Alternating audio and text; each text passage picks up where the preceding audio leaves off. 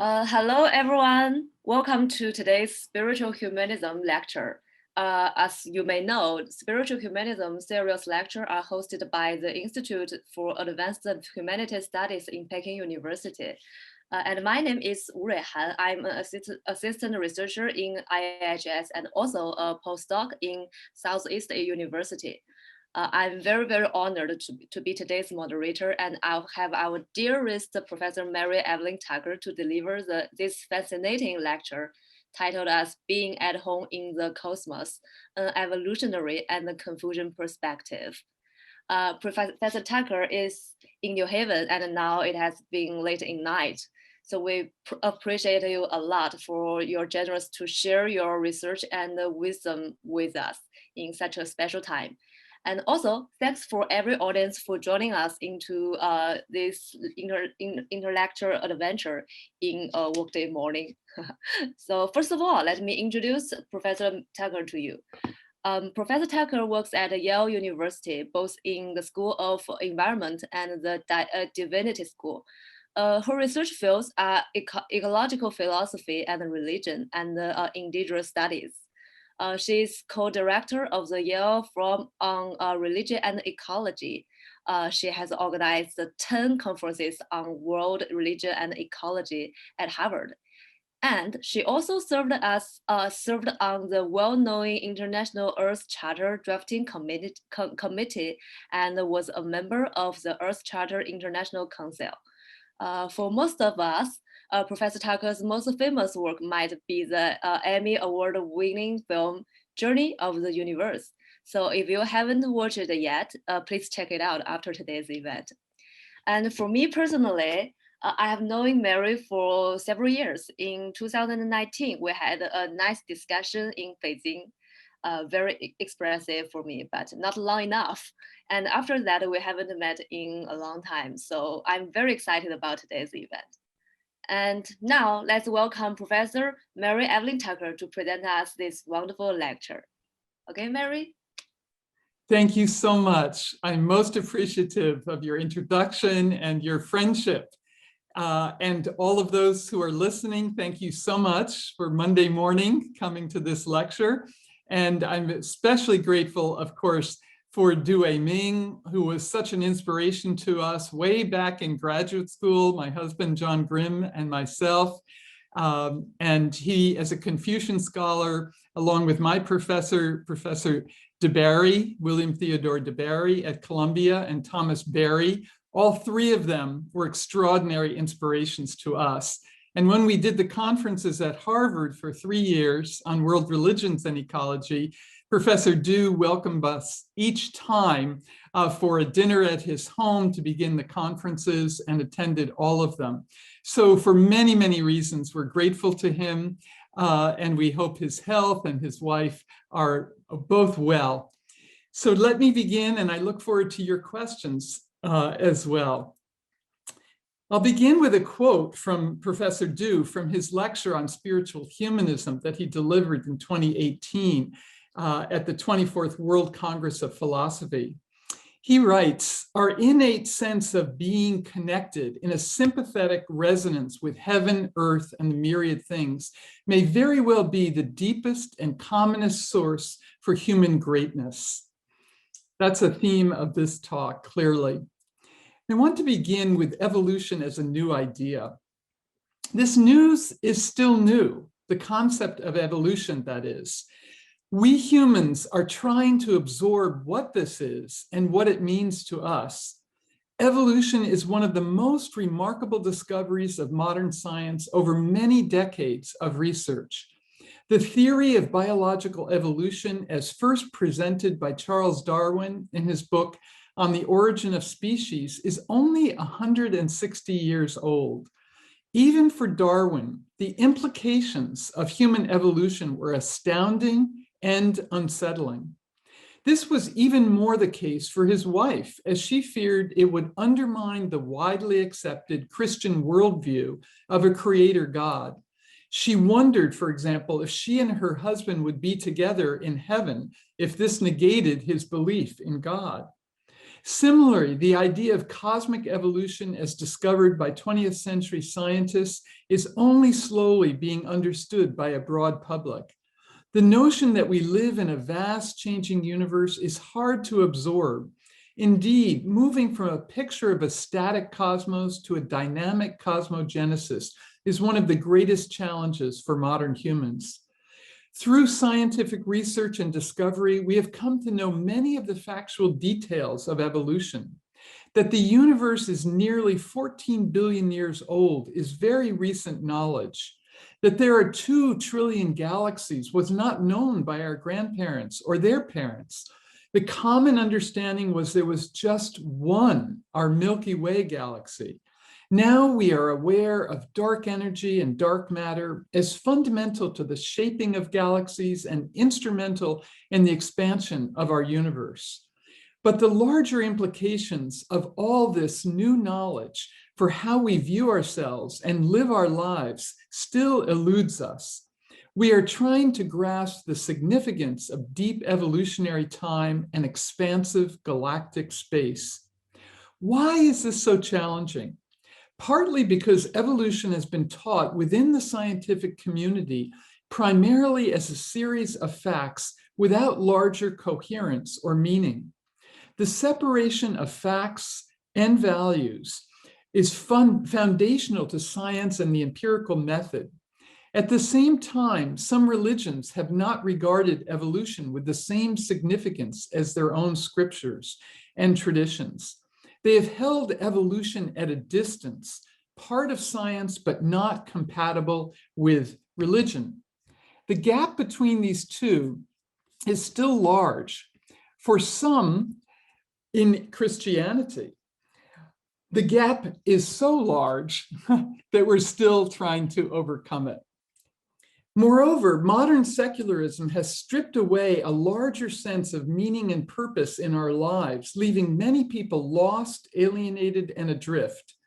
Secularism has left religion behind and marginalized spirituality in favor of rationalism. Materialism has stepped into the breach, replacing the search for spiritual meaning with the clamor for more goods and entertainment. Before we can find our way back home in the universe, we need to embrace evolution as an unfolding process woven through with creativity. This is the broader context in which we might ponder the question of seeing the cosmos as home. Evolution needs to be realized in the human mind, experienced in the body, and absorbed in the spirit. This will take time. But with conscious effort and careful reflection, we can see ourselves as part of a dynamic, integrated whole, cosmos, Earth, and humans.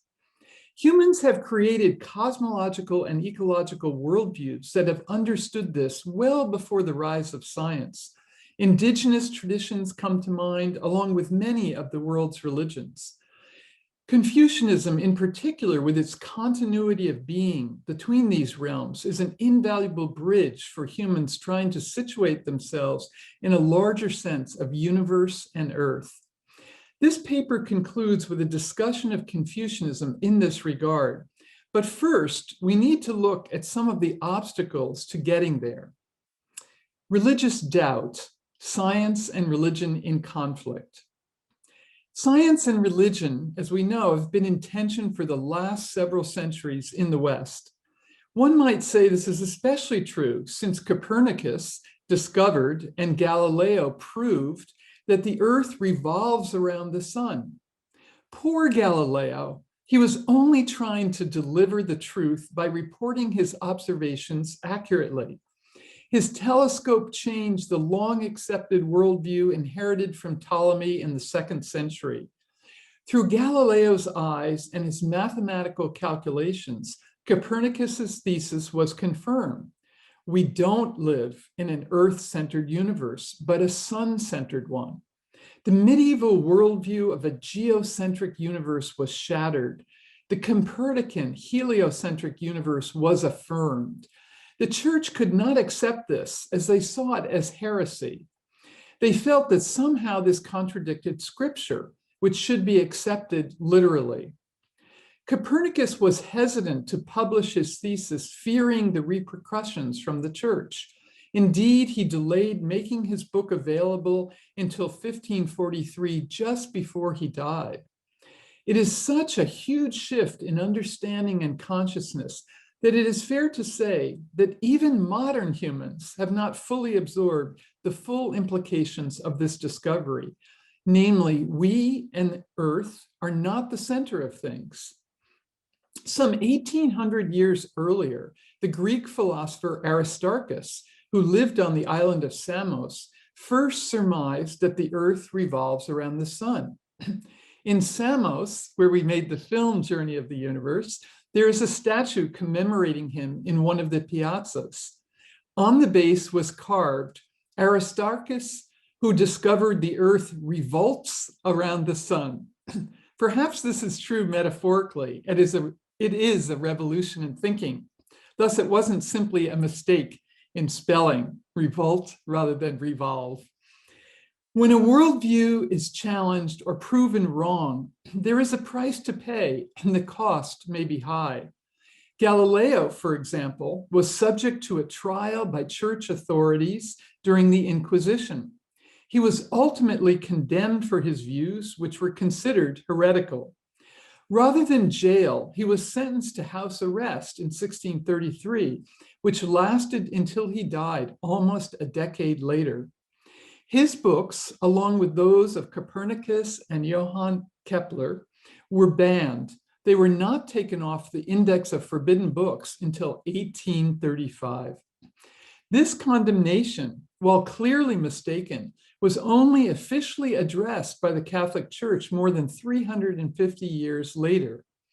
After a decade of study by a papal commission established in 1981, no definitive results were reported on the Galileo case.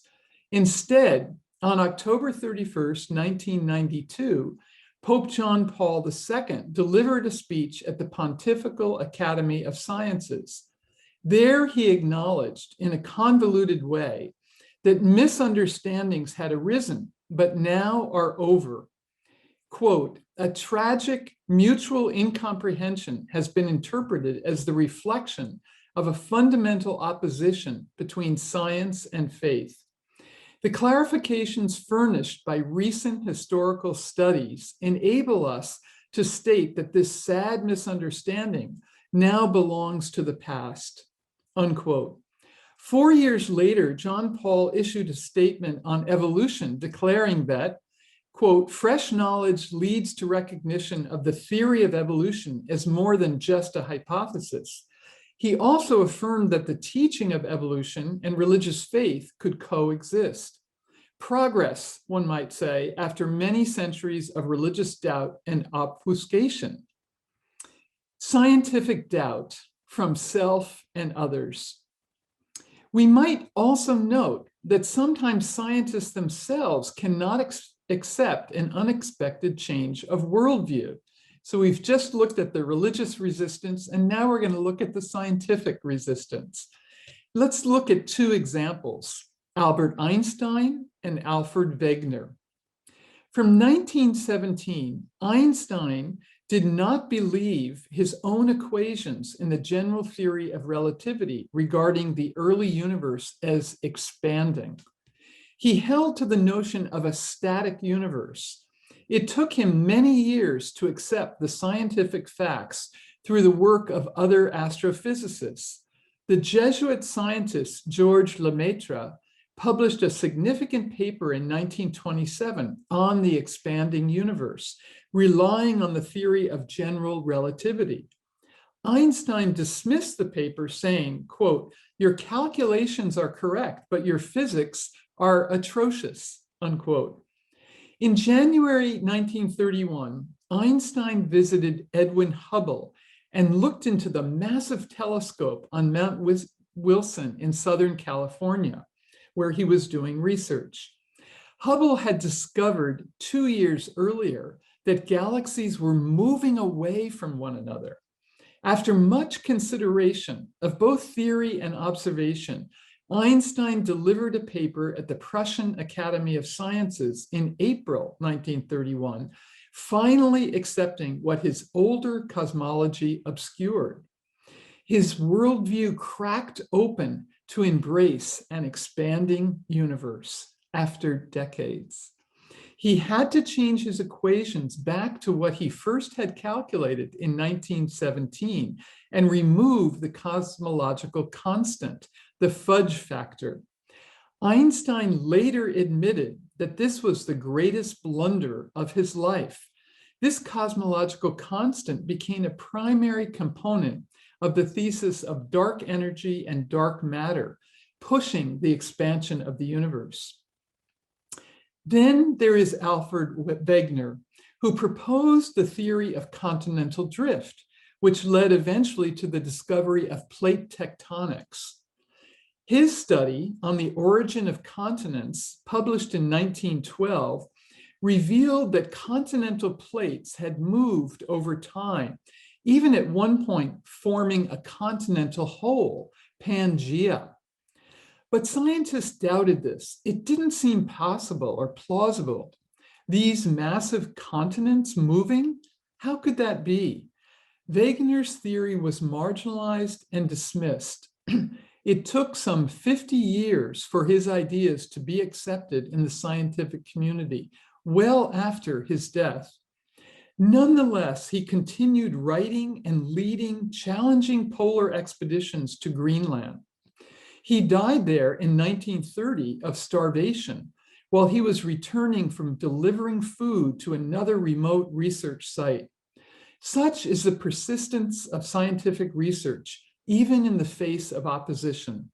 An amazing story, isn't it? Change is difficult when it means leaving behind one worldview or cosmology and moving into another. We find this in the cases of Galileo, with opposition from the church, Einstein with his own self-doubt, and Wegener with criticism from other scientists. We can see this too in religious communities that are afraid to step into the great current of evolution, lest they be swept away into unbelief in a creator God. But skepticism need not lead to despair or unraveling of worldviews. It can give rise to more comprehensive and inclusive worldviews and ethics. Next part is emerging new cosmology, scientific and spiritual. This is where we are now.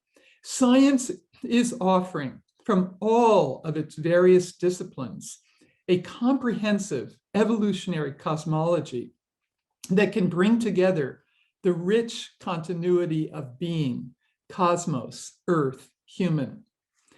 Evolution is still largely understood in segments that are siloed into disciplines within academia, from physics and astronomy to geology and earth sciences to biology and ecology. How to bring these disciplines together for an integrative story of evolution is still not clear. Envisioning a scientifically based narration that includes meaning and value continues to elude academics. As a counterpoint, this is what we are offering in Journey of the Universe, which came out 10 years ago. In this multimedia project that includes a film, book, and conversations, and online classes as well, we are weaving science and spiritual humanism together. And incidentally, those classes through Coursera are available in Chinese, and later you will get the links for that. Our position is that facts without values are insufficient for humans to live an integrated and meaningful life. Radical secularism and boundless materialism are empty and insufficient to respond to the human call for meaning and purpose. And you know this in China, in America, and many parts of the world. The widespread despair, alienation, and addictions in our American society would be some reflection of this.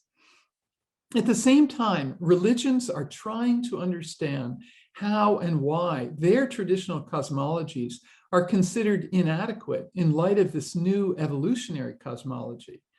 For thousands of years, religions created and transmitted cosmologies with commanding authority. They controlled the dominant worldviews of a particular culture and proclaimed the ethics that followed from these perspectives. These worldviews became invoked in human endeavors that were both liberating and limiting. Christianity, for example, provided a basis for elevating human dignity in its social justice teachings, especially in the last 150 years. Yet, regrettably, as we know, in the name of religion, some Christians conquered, enslaved, or missionized others, spreading their hierarchical worldviews and authoritarian ethics at cost to life and life ways.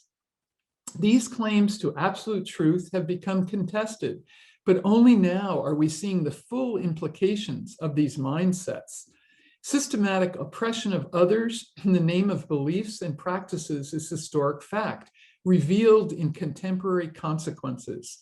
Now in the United States, Native peoples, African Americans, Latino Americans, and Asian Americans are pushing back on Christian white supremacy and racist control.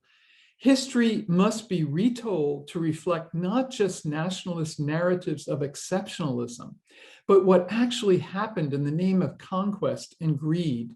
Slavery and oppression of minorities is a raw underside of Western and other histories, often rationalized with political aspirations, capitalist agendas, and missionizing truth claims. So, how do we break through to a new cosmology that is inclusive of people and planet, valuing both cultural and biological diversity? This will take time, effort, and persistence. We've only recently been discovering such a new cosmology and broader ecology, which cultural historian Thomas Berry encouraged in his call for a new story in 1978. Such an integrating story has been left out of our modern Western worldviews and ethics.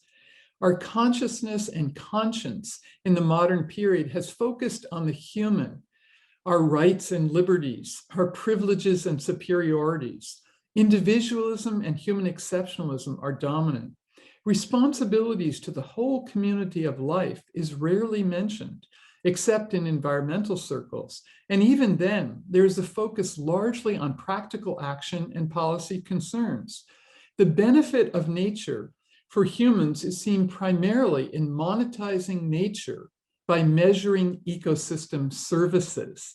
How does a wetland serve us? How does a forest serve us? That's ecosystem services. Even now, financial solutions for our climate emergency are prioritized.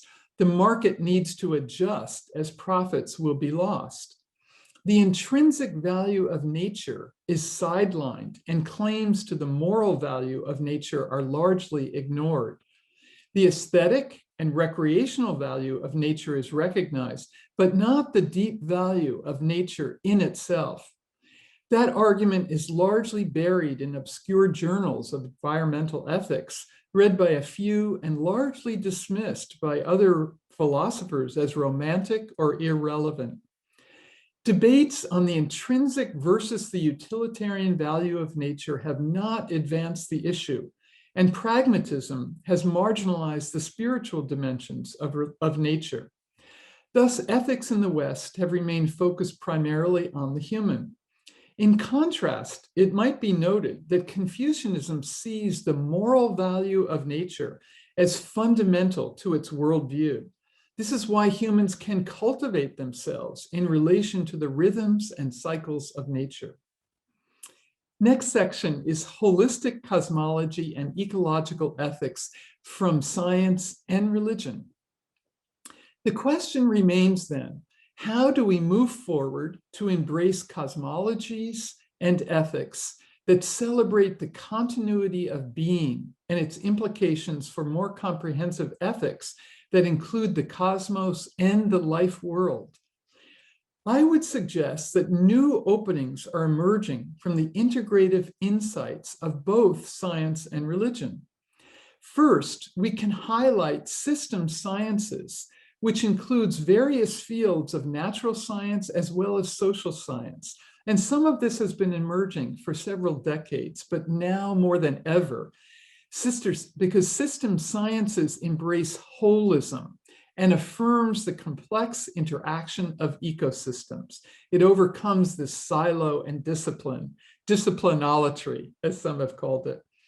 For example, ecologists, animal behaviorists, biologists, and other system scientists are now showing us the living and communicative dimensions of species and ecosystems. These are being experienced as resonant and reciprocal, not dead or disposable. With such an integrative understanding, we begin to discover and recover the need for a more inclusive environmental ethics, embracing the living Earth community. This is true in a variety of examples I will cite here. And I find this very exciting. I hope you will as well. The research and literature on the aliveness of nature and the sentience of other species is bursting forth all around us. Ever since Jane Goodall broke the species barrier by acknowledging chimpanzees as intelligent social beings, something new has broken through in modern consciousness. This is understood by indigenous people for millennia, that our kin on this planet are communicating in all kinds of ways not yet fully understood. And this is what I mean by sentience that's differentiated in other species, birds, animals, fish, and reptiles. Animal behaviorists such as Franz de Waal and Mark Beckhoff have extended Goodall's discoveries regarding chimps. Not only do our primate cousins use tools, which was Goodall's major discovery, but they have developed social systems of bonding and created community. They clearly have a wide range of emotions, from delight in play, satisfaction in food, fear in conflict, and grief in witnessing death. And some have said they even have rituals and have culture in terms of their societies that they've created. In addition, the migrating patterns of fish and birds are becoming more visible. Our salmon kin migrate hundreds of miles out to the ocean and back to spawn in the same place where they were born. Our bird relatives, such as the red-knot sandpiper, fly thousands of miles from South America to North America on the East Coast to mate and give birth up in Canada. Their offspring return on their own to where the parents began their journey, with no help from the parents. This is true for many Arctic migrating birds. What kind of sentience do these migrating intelligences reveal to us? And let us remind us that they are connected, no doubt, to the magnetic fields of cosmos and Earth, how they negotiate those long, long distances of migration. This is exploding in terms of our understanding, and it's so exciting, isn't it? In the biological world, our understanding of trees and forests is growing rapidly. Trees, we now know, communicate through their roots and fungi in a variety of ways. Books such as, and here are the titles, How Forests Think, The Hidden Life of Trees, The Song of Trees, are just a few examples from system scientists illuminating the complexity of the living community that surrounds us. The Forest Within is a book written by a biologist, David Haskell, and it illustrates how, for him, the forest became a place for contemplation and cultivation, in which his human subjectivity and the interiority of the forest converge. He did this for 1 year in a mandala in the forest near where he lived, and went there every day to contemplate and meditate and draw this in. Resonance and aliveness becomes embodied knowledge in such practice. Moreover, Haskell illustrates how the microcosm of the person and the macrocosm of the forest system become mirrors of one another. a communion of subjects is experienced. And that's Thomas Berry's famous term, a communion of subjects, not a collection of objects. Finally, I hope you know Robin Kimmerer's book, Braiding Sweetgrass. The subtitle is Indigenous Wisdom, Scientific Knowledge, and the Teaching of Plants. It's become a bestseller. Over 100,000 copies have been sold, and it illustrates the need to weave multiple ways of knowing: scientific, traditional, environmental knowledge from native peoples, and a spiritual understanding of the natural world. So all of these books are becoming the basis for a dynamic cosmological and ecological understanding on interrelated relationality and differentiated sentience, with the potential to give rise to a broader environmental ethics. Secondly, so I've spoken about these new system science discoveries of communication and aliveness in the world around us. And secondly, such understandings and insights from science can be complemented by the cosmological and ecological worldview of other religious and spiritual traditions, such as indigenous lifeways, even Christianity, and certainly Confucianism. Indigenous traditions and lifeways vary around the world. They embrace cosmovisions as orienting worldviews, grounding humans in the larger schema of universe and earth. Within these cosmovisions, the earth community is seen as alive and resonant, and the cosmos is envisioned as the birthing place of the whole. All creatures are considered kin and thus worthy of respect and reverence. Just what we've been describing in the scientific world is very, very ancient in the indigenous worldviews. There's also emerging eco-theology in Christian circles that is expanding the moral landscape to include the more than human world. For example, our African-American colleague and theologian at Yale Divinity School, whose name is Willie Jennings, he speaks of nature as animate and communicative. Animate and communicative. Unbelievable for a theologian, let me say. This is a radical departure for a Christian theologian from the primary focus on a transcendent other world, an omnipotent God outside of a fallen nature. This moves away from the aversion to pantheism, namely God in nature, to embrace what's being called panentheism, namely the divine present both within and beyond nature. You can see the shift, right? Jennings asserts that Christianity doesn't have a doctrine of creation and thus is deficient in appreciating the intrinsic value of nature. The concentration of Christianity has been largely anthropocentric, focused on salvation and redemption, as Thomas Berry reminded us many years ago. Thus, creation is ignored or gets short shrift in favor of otherworldly orientations. That is changing now with the emergence of eco-theology, Christian environmental ethics, and creation-centered spirituality. And there is an explosion of Christian environmentalism in the West and in many other parts of the world. It is evident as well that Confucianism has embraced a dynamic cosmological and ecological worldview throughout its history.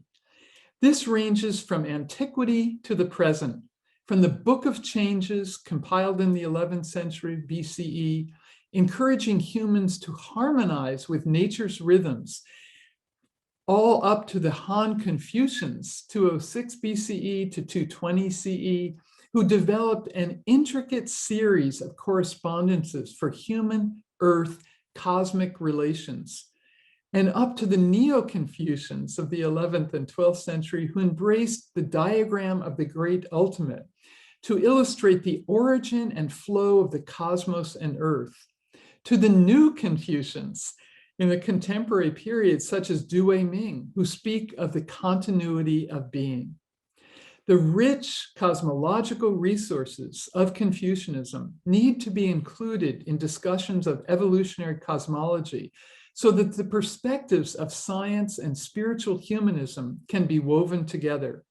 Such an integrated perspective has implications for creating a future that is not simply sustainable, but flourishing. I love that word. John and I like to say our relationship isn't just sustainable, it's flourishing, it's growing. And that's what Confucianism can bring to the discussion.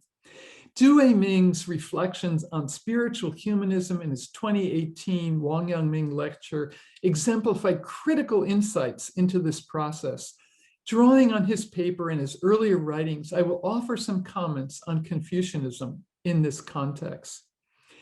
Cosmological orientation, continuity of being is the topic next.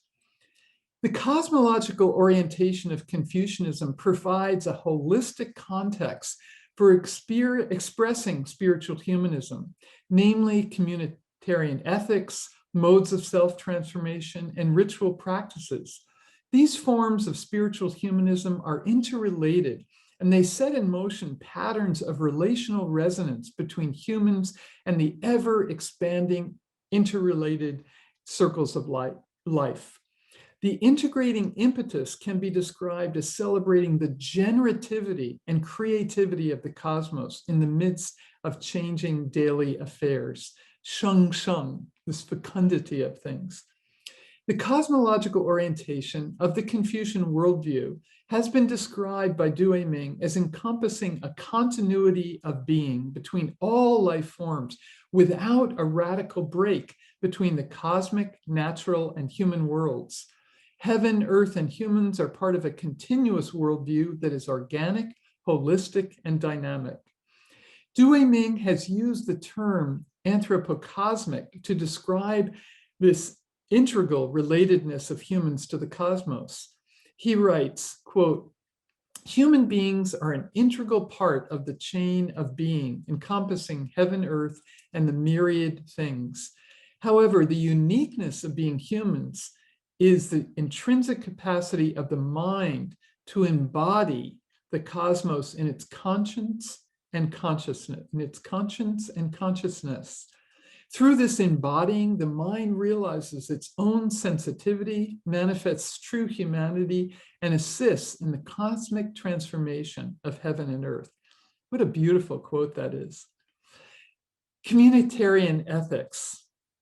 Humans are connected to one another and to the larger cosmological order through an elaborate system of communitarian ethics.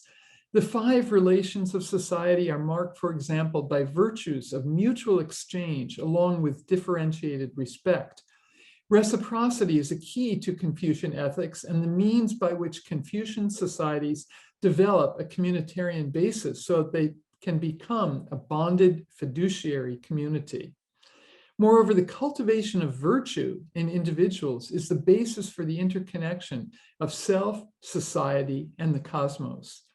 As P.J. Ivanhoe observes, the activation of virtue evokes response. Quote, "This mutual dynamic of de, virtue, or kindness, and bao, response, was thought to be in the very nature of things.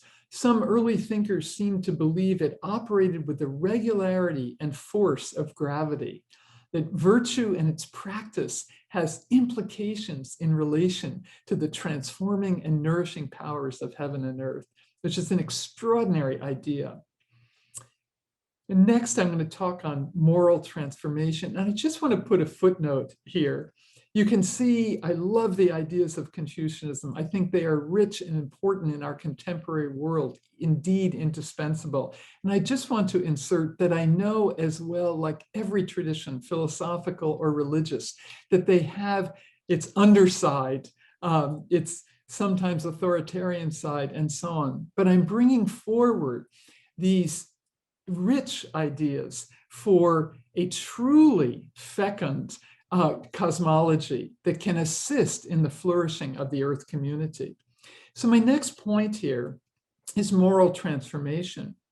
In all of this, Confucian spiritual humanism aims at moral transformation so that individuals can realize their full personhood.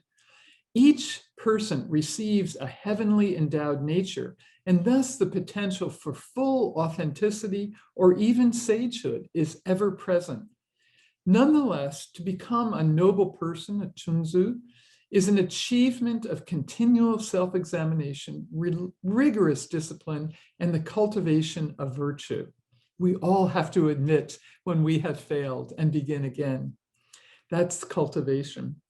Moreover, as Due Ming observes, this process of spiritual self-transformation is a communal act.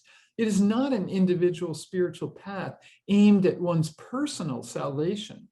It is rather an ongoing process of rectification so as to cultivate one's luminous virtue, The act of inner cultivation implies reflecting on the constituents of daily experience and bringing that experience into accord with the insight of the sages and the classics. The ultimate goal of such self-cultivation is the realization of sagehood, namely the attainment of one's cosmological being. What an amazing aspiration, the attainment of one's cosmological being. I'm going to speak now on ritual relatedness. Attainment of one's cosmological being means that humans must be attentive to one another, responsive to the needs of society, attuned to the natural world through rituals and the arts, and aware of the celestial bodies above. All of this establishes patterns of relationship. We have a lunar eclipse coming up this week, and people are very excited about it, as they rightly should. So we're attuned to the celestial bodies and the relatedness of them to us. In the Confucian context, there were rituals performed at official state ceremonials, as well as rituals at Confucian temples. However, the primary emphasis of ritual in the Confucian tradition was not necessarily liturgical ceremonies connected with places of worship, as in Western religions, but rituals involved in daily interchanges and rites of passage intended to smooth and elevate human relations. For the early Confucian thinker, Chunzi, rituals are seen as vehicles for expressing the range and depth of human emotions in appropriate context and in an adequate manner. Just think what we're missing in this time of pandemic are rituals of death, rituals of family mourning, and so on. Chunzi and Confucians understood how important it was and is to express grief, celebration of life, mourning, and hopefully joy in other rituals. Absolutely critical. Rituals thus become a means of affirming the emotional dimensions of human life. Moreover, they link humans to one another and to other key dimensions of reality, the political order, nature's seasonal cycles, and the cosmos itself. Thus, Confucian rituals are seen to be in consonance with the creativity of the cosmic order. Self-cultivation. On a personal level, the whole process of self-cultivation in Confucian spiritual humanism is aimed at achieving authenticity and sincerity through conscientious study, critical self-examination, continual effort, and a willingness to change oneself. Due Ming speaks of this as embodied knowing. Learning for oneself, not simply absorbing ideas uncritically or trying to impress others, is considered essential to this process. Thus, authenticity can only be realized by constant transformation so as to bring oneself into consonance with the creative and generative powers of heaven and earth. These teachings sought to inculcate a process in tune with the dynamic cosmological workings of nature. It thus affirmed change as a positive force in the natural order and in human affairs. This process of harmonizing with changes in the universe can be identified as a major wellspring of Confucian spiritual humanism, expressed in various forms of self-cultivation.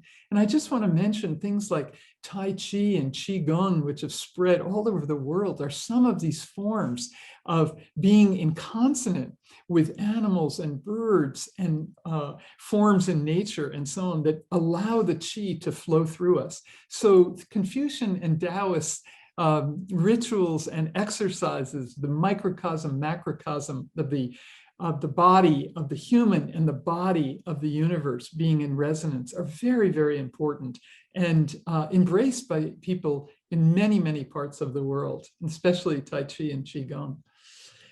Affirming change. Unlike the Buddhists who saw the world of change as the source of suffering, Jushi and the Neo-Confucians after him affirmed change as the source of transformation in both the cosmos and the person. Now, change can be difficult, so I want to underscore this point, the positivity of change, all the way back to the Book of Change. Thus, Neo-Confucian spiritual humanism involved cultivating one's moral nature so as to bring it into harmony with the larger patterns of change in the cosmos. Each moral virtue had its cosmological component. For example, the central virtue of humaneness, Run, was seen as a source of fecundity and growth in both the individual and the cosmos. So these corresponding virtues are critical as we cultivate humaneness in ourselves. The fecundity of nature is also affected, and this is reciprocal. By practicing humaneness, one could affect the transformation of things in oneself, in society, in nature, and in the cosmos. And in so doing, one's deeper identity with reality was recognized as forming one body with all things, thus actualizing one's cosmological being. As the doctrine of the means stated it, quote, being able to assist in the transforming and nourishing powers of heaven and earth, one can form a triad with heaven and earth. I think that's a lifetime aspiration, that quote in particular. I hope I understand it when I'm in my older years.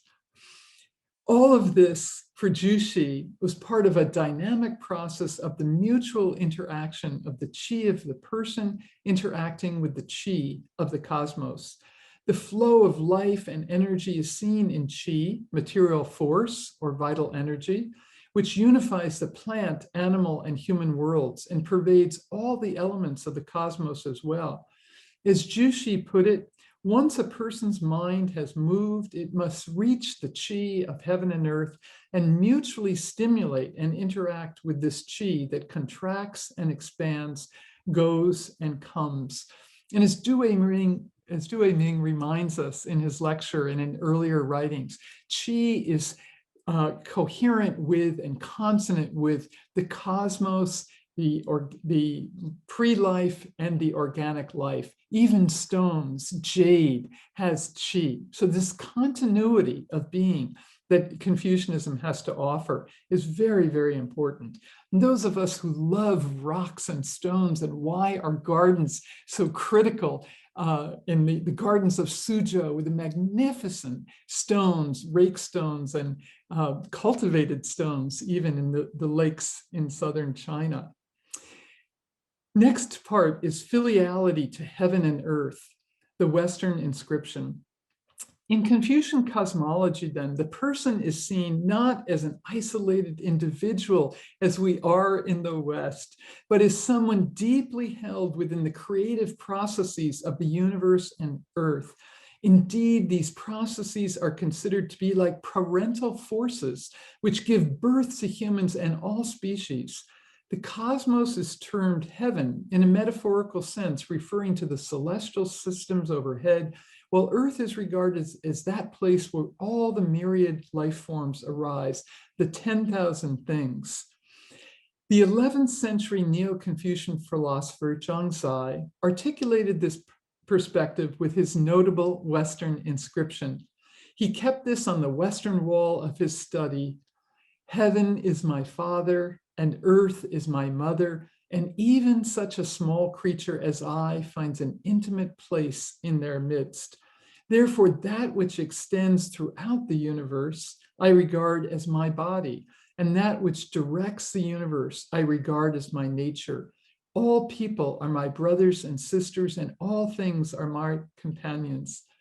Although written 1,000 years ago, modern Chinese still recognize this inscription and acknowledge its implications for our ongoing connection to cosmos and earth.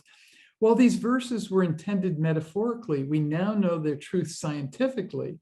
Life arises from the generative dynamics of stars and from the intricate matrix of ecosystems. So home, in a traditional Chinese context, is the nested creativity of the cosmos and earth into which humans are born and belong.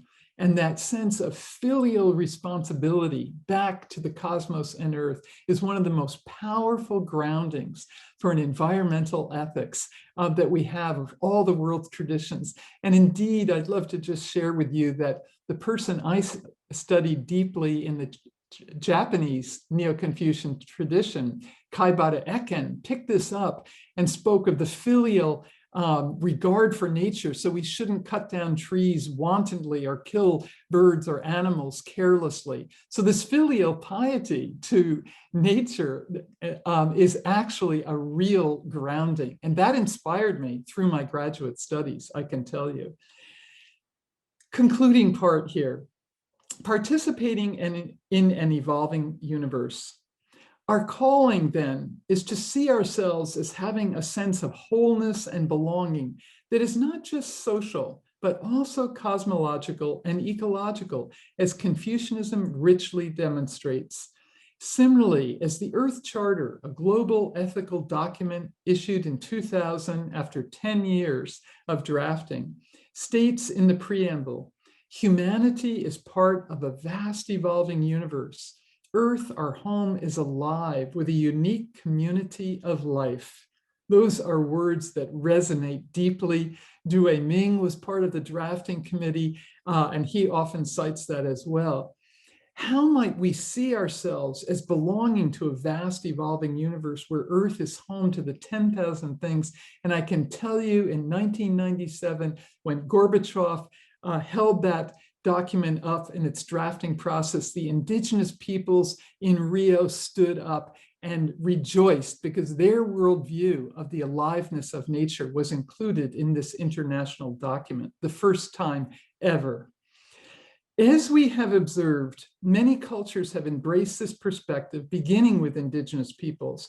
Their cosmovisions have provided them with a rich sensibility of the stars as relatives and galaxies as luminous living presences. Humans are descendants of these heavenly bodies. As we say in Journey of the Universe, the stars are our ancestors. That is because the elements of life come out of the explosion of supernovas. Confucianism also clearly offers a remarkably rich cosmological perspective that is compatible with evolution and ecology. Our task then is to see cosmic and biological evolution not only as a collection of scientific facts placed in a reductionist framework and operating within mechanistic processes without meaning or purpose. How can humans engage with such a framework where matter is viewed as dead, simply a collection of objects, not a communion of subjects, as Thomas Berry has noted? This is a central phrase in Berry's thinking, in which he affirms the deep interrelatedness of interiority throughout reality, all reality, rocks and stones, mammals, birds, and humans. His call, Berry's call, is for an integrated cosmology where science and humanities are interwoven, where facts and values are braided. As Einstein said, science without religion is lame. Religion without science is blind. What a wonderful insight. For as the Confucians recognize, the cosmos and the earth are indeed our home, our birthplace, a womb of intense creativity. This is evidence in the Neo-Confucian diagram of the great ultimate and the Western inscription. Now we know scientifically that Earth and all life forms came out of billions of years of cosmic evolution. The thin layer of atmosphere of our planet created the conditions for life. Geology morphed into biology as the lithosphere and hydrosphere evolved into the ecosphere. Without cosmic evolution, there is no planetary evolution or the emergence of life. And the conditions for life were established in the first 3 minutes of the rate of expansion of the early universe, with even a millisecond faster or slower, no life would have come forth. Isn't that amazing? And is this not sufficient reason to acknowledge that the cosmos, earth, and life emerge from both pattern and chaos, from Li and from Qi, if you will? And is this not the time to celebrate evolution as one dynamic process? Such an understanding of the continuity of being, as Confucianism offers, is surely grounds for a more robust cosmological ethics and a cosmopolitics, which is a new word being used to illustrate how cosmology and politics intersect, ideas and action. So this is surely grounds for a more robust cosmological ethics and a cosmopolitics, which are based on reverence and respect for the universe as that which birthed the elements of life, responsibility and reciprocity for the earth community as that which evolved and sustained life, and renewal and resilience for humans who are creating the conditions for human flourishing. All of this is necessary for participating as mutually enhancing co-creators in a vast evolving universe, which is our home. Thank you so much, and I look forward to hearing your questions and your comments. Feel free. Thank you. Thank you, Professor Tucker. Thank you for your lecture. So dense, so much information that we need to digest. And before the Q&A section, we have plenty of time for Q&A section, at least 1 hour, I think. So please let me summarize it a little bit for our audience. Professor Tucker guided us to review the development of nature science, about the change of cosmology from Galileo to Einstein to Wagner, and not only the conflicts between science and religion, but also their efforts to merge with each other. Both the church and modern environment ethics have did a lot to help with the emergence of religion, of faith and science. And then we come to the holistic cosmology and the ecological ethics from science and religion. Professor Tucker introduced us many new developments in modern divinity studies and environmental ethics, and also the diversity of indigenous cultures. And undoubtedly, as she said, facts without values is not enough, which reminds us how traditional wisdom, such as Confucianism, is necessary in reflecting this question. So we came to many points in Chinese philosophy, especially in Confucianism, like the continuity of beings, like a self-cultivative and the affirm of changes. And at last, we come back to our topic, our title, being at home in the cosmos, and the perspective is both evolutionary and Confucianism. So all of this is necessary for participating as mutual enhanced co-creative in a vast evolving universe, which is our home. Quote Professor Tucker's last words. Now the time is open for Q&A section. I think Professor Du, do you have some? Well, I simply want to appreciate our appreciation of Mary Evelyn Tucker's remarkable way of relating science to religion and how to fit the Confucian anthropocosmic mission into this cosmic narrative. I just want to show my great appreciation for that. Thank you. Well, thank you, Wei Ming. It's so wonderful to see you, and your 2018 lecture is quite extraordinary, and I will draw on it for years to come.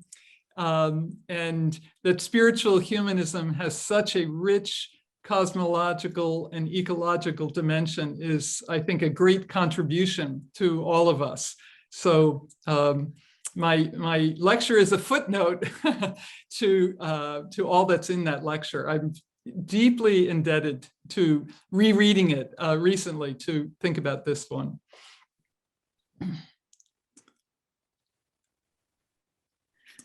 Okay, I think Professor Wang Jieba, our friend, Dr. Wang, has something to say. Good. Hello, Professor Tu and Professor Tucker. Such a great, amazing lecture. I'm so impressed. So from geology to theology, from anthropology to cosmology. So finally, it's kind of ontology issue. So I really, how to say, convinced that the continuity of being is our future. To have the heaven virtue flourishing to humankind. That means we are being as the home the cosmos. So thank you very much. We can go further for other discussions, and Rehan also does a very good job